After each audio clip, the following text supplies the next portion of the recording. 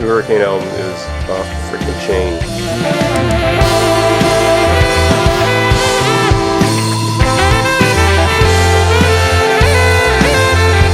Yeah, it's been a long time coming.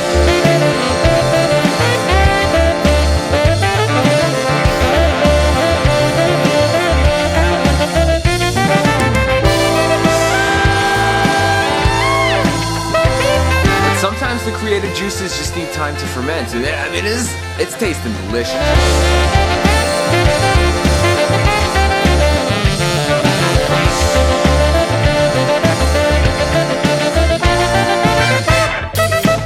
Well, this record was recorded at Phase 1 in Toronto, where we recorded our last record.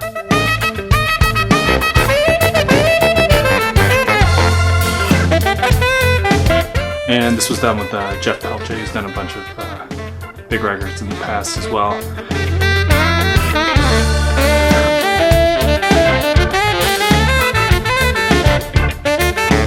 So June 3rd is the day that this is going to come out. Right now, you can get the album ahead of time, two different ways. You can hit our website, msthofficial.com, and you get a physical copy in the mail.